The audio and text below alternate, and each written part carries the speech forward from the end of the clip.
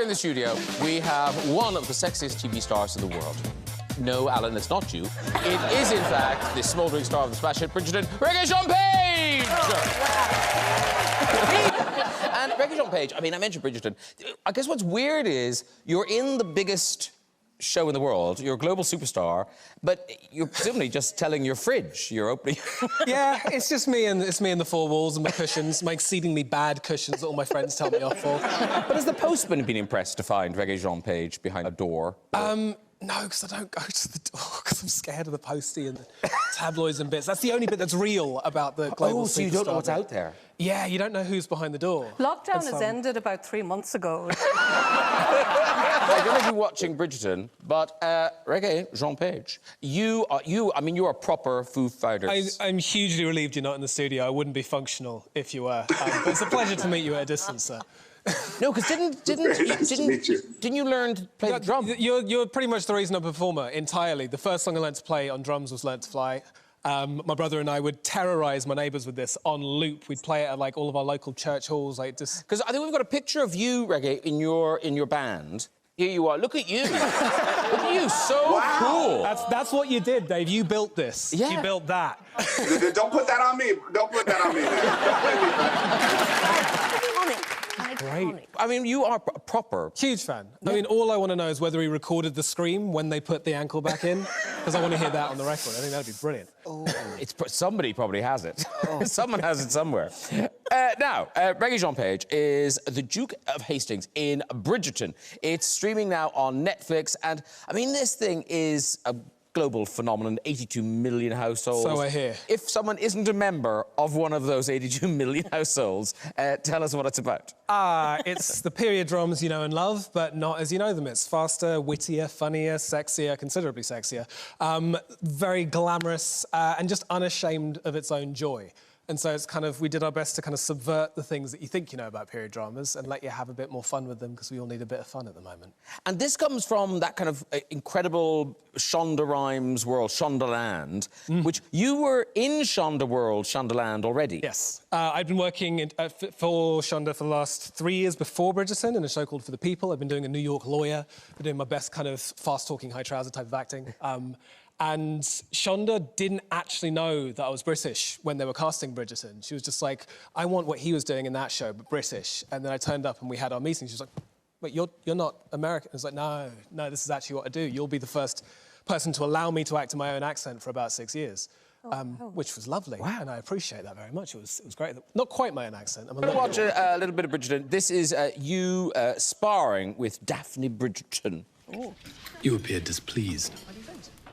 Do I? We find ourselves seated beside each other, Miss Bridgerton. I'd like to think you're happy about that. Perhaps, Your Grace. It would be better if you refrained from thinking about me at all. It is simply surprising. Yes, however is it possible for a lady to offer anything but a smile while seated beside a duke? And you regarding subjects much too much. Even one of your reputation. You are aware of my reputation. I'm aware of your friendship with my eldest brother. If that were not enough, I'm also aware of the things a certain writer has recently written of you. Presumptuous. Clearly. Arrogant, most definitely. You are a rake. Through and through. And tell me I'm wrong. Who is to refrain from thinking about whom, again? I assure you, I'm anything but interested in you. Good. Quite. And I anything but interested in you.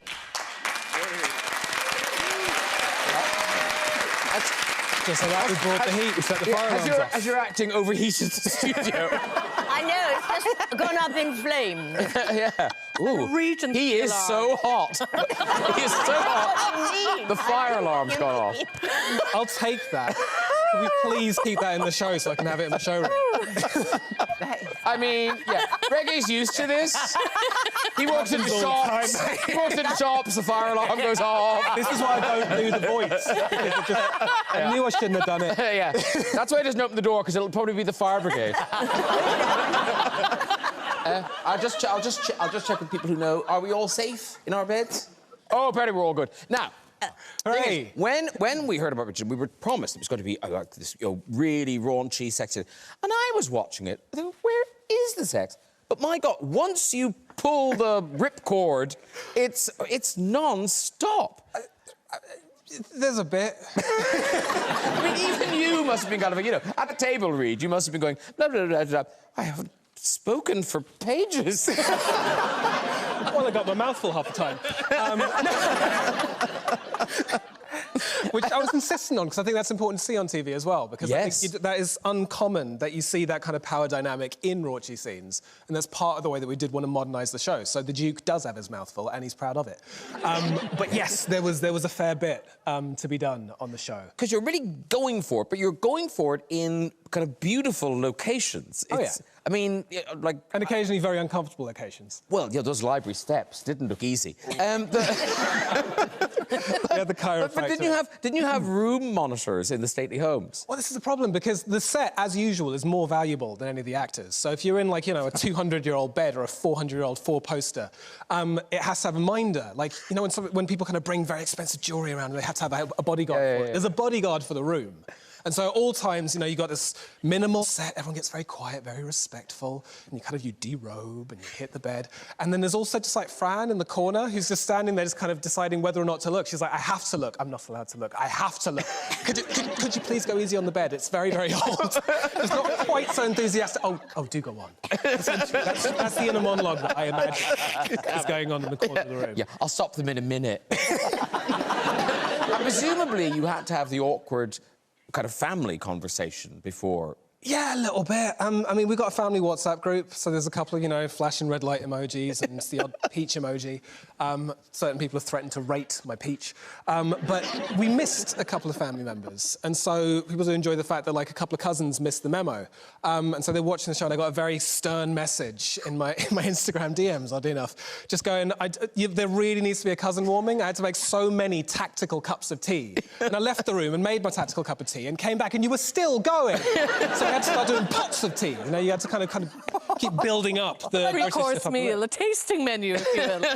Absolutely. Do you feel awkward during sex scenes? No, not really. Not when they're done right, because we've talked a lot about our wonderful intimacy coordinator. Yeah. So it's scripted, just like a dramatic scene, except physically scripted. So you know where your hands are going to be, you know whose hand's going to be where, at what point, how you react to that. It's literally just choreography. At which point you takes get the embarrassment out of it, I suppose, doesn't it? It takes the embarrassment out. It also takes the risk out, because also you can... It's like choreographing a fight scene. You can do damage if you're not careful with your co-star. Please say thank you to all of my guests. Jessie Ware!